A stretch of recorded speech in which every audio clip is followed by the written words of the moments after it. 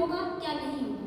क्योंकि बात करें जब इंटर हमने पास आउट किया था तो मेरा एक सोच था कि हाइट वेट तो था नहीं कि पुलिस बन पाएंगे। पापा के पास रहते थे, पापा के पास मतलब पैसा भी नहीं है कि लाइफ में कुछ बड़ा सोच भी सपना भी हो भी पाता तो मुझे पता था कि इम्पॉसिबल था, पूरा हो नहीं पाता कभी लाइफ में। तो एक सोच था कि चलो ट्यूशन कोचिंग पढ़ाते थे, जितना आता था जो आता था वही बच्चे लोग को पढ़ाते थे। क्योंकि पहले हमारी दीदी भी ट्यूशन कोचिंग पढ़ाती थी और उन्हीं को सेम देखकर मेरे अंदर एक स्किल आई है, मुझे भी पढ़ाना चाहिए, जो भी अपना खर्च है जो निकाल सके।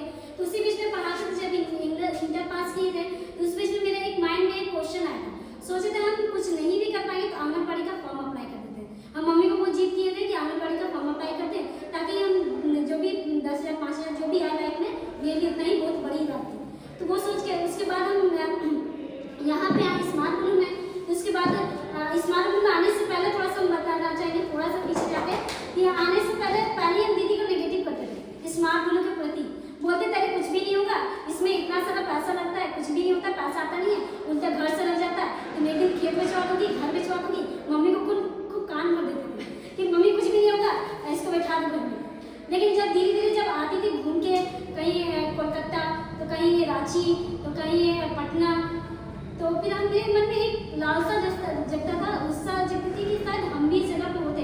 क्योंकि जब घूम के आती थी ना तब वो जो एनर्जी जो अंदर से आता था ना, कॉन्फिडेंस आता था, वो लगता था हम भी स्मार्ट ब्लू होते।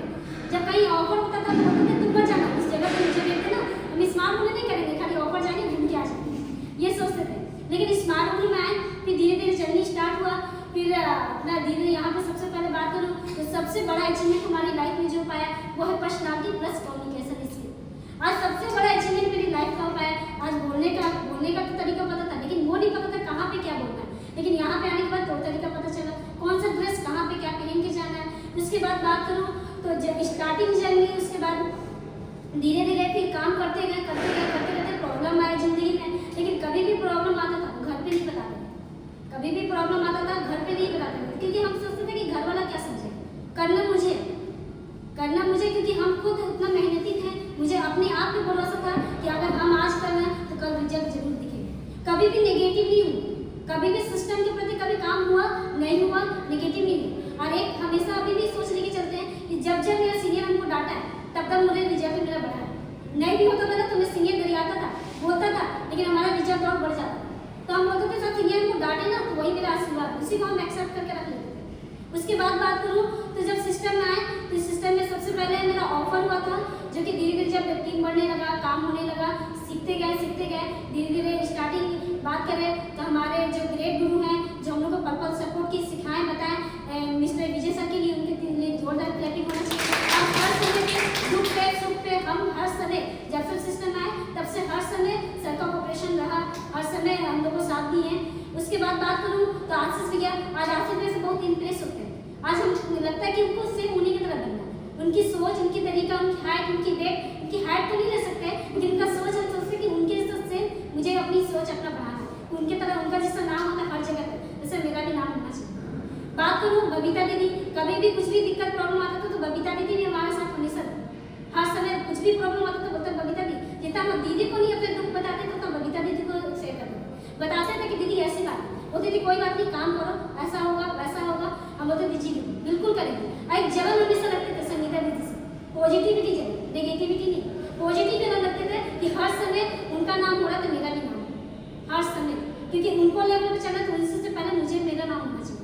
हर समय पॉजिटिव जलन तो अभी भी रखे हैं और आने वाले समय में हर टाइम हर लाइफ पर पॉजिटिव जलन ही रहेगा, क्योंकि मुझे उनसे आगे जाना है। उसके बाद बात करूँ तो उसके बाद जैसे जैसे सिस्टम में आगे बढ़ते गए उसके बाद ऑफर भी धीरे धीरे आया। ऑफर पहला ऑफर हमने क्वालिफाई किया था जो कोलकाता का सबसे नंबर 1 पार्क है ना, जो निको पार्क गए थे, जब बहुत इंजॉय किए थे। लाइफ में कभी झूला नहीं चढ़े थे, मेरा तो बहुत घूमे, पापा कभी भी लेके जाते थे मेला तो 2 ही चीज़ खिलाते थे, पहला क्या बोलते हैं उसको चाट चाउमीन और दूसरा भैया मिठाई का, अरे मिठाई पता नहीं क्या जो भी है 2 ही चीज़ खिलाते थे। उसके बाद हम बोलते थे सब झूला झूलना है, कभी झूला का कभी सोच नहीं बना पाते थे कि झूला पे भी जा पाए, 20 रुपये 30 रुपये तो झूला में लग जाता, चाट चाउमीन कम पैसे में निपटा देते थे। बोलते थे अरे इतने ही चलो घूम लिए। जैसे पहली बार जब कोलकाता गए थे तो बड़े बड़े झूले भी झूले थे ना, इतना इंजॉय करते थे मुझे पता भी नहीं कौन सा माछी होता है कौन सा तारा माछी होता है वहाँ पे जुड़े। उसके बाद फिर क्या हुआ, उसके बाद फिर यहाँ से धीरे धीरे और भी काम को अपना बढ़ाते गए। फिर यहाँ पे SPL आया, जो SPL को भी क्वालिफाई किए, जो कि SPL 12 जो आया था गोवा, जो कि बाई फ्लाइट ना, बाई फ्लाइट हमने गोवा जाने का भी सोच बनाया था, लेकिन बाई फ्लाइट यहाँ से गोवा भी ऑफर हो पाया, जो कि जाने वाले हैं। उसके बाद बात करूँ, उसके बाद 5 स्टार होटल, कभी तो स्टूडेंट का नाम नहीं सुने थे, रियलिटी बता रहे हैं, सिर्फ होटल्स का नाम सुने थे, लेकिन यहाँ से 1-2 बार नहीं 5 बार बात करूँ तो 4 से 5 बार 5 स्टार जैसे प्रॉपर्टी में जाने का औकात जब बन पाया, वो मेरा खुद का नहीं था। शायद ये थैंक्स करना चाहिए इस प्लेटफॉर्म को, स्मार्ट गुरु के थ्रू मुझे वहाँ पे जाने का मौका मिला। उसके बाद बात करूँ तो धीरे धीरे फिर क्या हुआ, पैसा आने लगा तो और भी कॉन्फिडेंस बढ़ते गया, टीम बड़ा हुआ, पैसा आने लगा, ऐसा करते करते फिर जर्नी स्टार्ट हो गई। फिर ऐसे करते करते फिर अभी क्या हुआ, अभी बात करूँ तो अभी 9 फरवरी 2024 को अभी करंट में अभी 1 हफ्ता पहले खुद के दम से 1 लाख का भी स्कूटी भी निकाला, जो पैप, जिसका नाम है पैप। नहीं लिया था क्या? कैसे मोबाइल का तो बता ही नहीं। हाँ, मोबाइल तो भूल ही गए।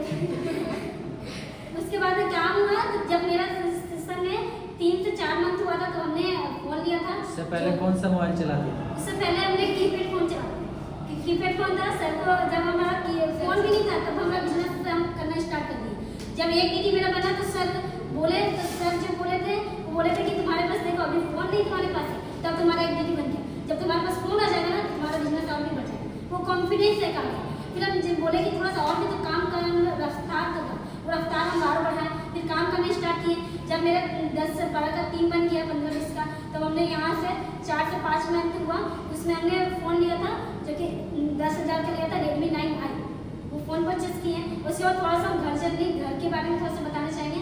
हमारे पापा मात्र एक नॉर्मल होटल में काम करते थे, ये गलती बात है, ये कोई फेक वाली बात नहीं। इससे पहले बात करो तो गेम चलाते थे, पैर वाली ई रिक्शा चलाते थे, पैर वाला खींचते थे। आज कभी भी रिक्शा वाले को देखते ना तो उस पापा को याद आ जाता है कि पापा जब रिक्शा चलाते थे तो कैसे मेहनत करते थे। आज कभी भी हम लोग को हर समय, कभी ऐसा भी समय आता था कि कभी ना घर में खाने तक कभी नहीं होता था।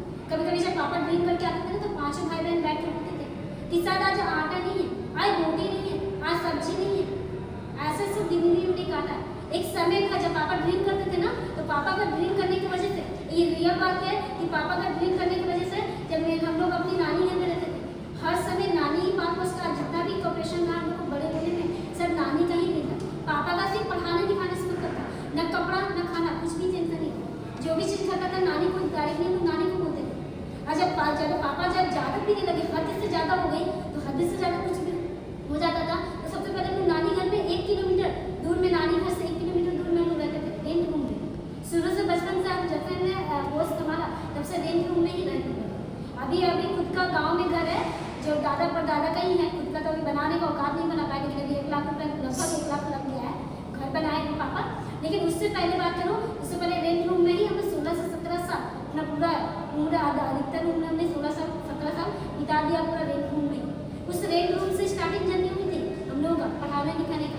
जब पढ़ाते थे लिखाते थे उस समय क्या होता, जब हम, याद है मुझे कि 8-9 में पढ़ते थे, तो 9 में हमारा भाई जो छोटा था, हमसे जो छोटा है, वो होटल में काम करता था। होटल में काम क्या करता था, जूठा बर्तन धोता था पापा की वजह से। पर प्रॉब्लम आने लगा ना तो नानी बोलती कि तुमको छोड़ो, रहने दो, जो पीने खा रहे हैं उनको पीने खाने दो, तुम सोचो कि तुम्हारा यही तो बेटा है ना जो कि कुछ करके दिखाए। तुम्हारी 3 बेटियां हैं, तुम्हारी शादी कैसे होगा, मम्मी को समझाने लगी नानी। जब उसी को जब मम्मी रोती थी तो हम लोग को भी देख कर रोया जाता था। फिर हमारे भाई दोनों होटल में काम करते थे, नानी घर भी रहते थे, मम्मी लोग गाँव में रहती थी और हम लोग नानी घर में रहते थे। नानी घर में रहते थे, उस समय क्या हुआ था, उस समय जब नानी से बात भी करना पड़ता था ना, तो उस समय हम लोग के पास फोन नहीं होता था। और नानी से उतना डर होता था ना कि नानी से हम फोन भी नहीं मांग सकते थे कि फोन दीजिए मम्मी से हमको बात करना, क्योंकि मेरी नानी थोड़ा उठपटांग नहीं मांगती है। बात करेंगे ना तो उनको लगता था कुछ चिपकी तैयारी है, तो हम बात भी नहीं करते थे। तो उससे अच्छा तो जैसा दुख है सुख है जैसा भी होता था सारा हम लोग उसे नानी घर में बिताते थे। जब आता था होटल से काम करके 10 बजे रात में ना, तो कभी कभी ऐसा समय होता था कि बरसात में उसका पाँव में पानी लग जाता था, पाँव सड़ जाता था। कभी उसका पाँव छूते थे ना तो आँख में ना आंसू आ जाता था कि कैसा ये तकलीफ है, कैसा दिक्कत है, हम लोग को जन्म किस घर में दिए भगवान, सच्ची बता रहे ना। तो वो दुख के तकलीफ को देखकर और भी हौसला बढ़ी कि मुझे लाइफ में जरूर कुछ करना है, आगे बढ़ना है। आज लेकिन स्मार्ट रूम मिला ना पर जिंदगी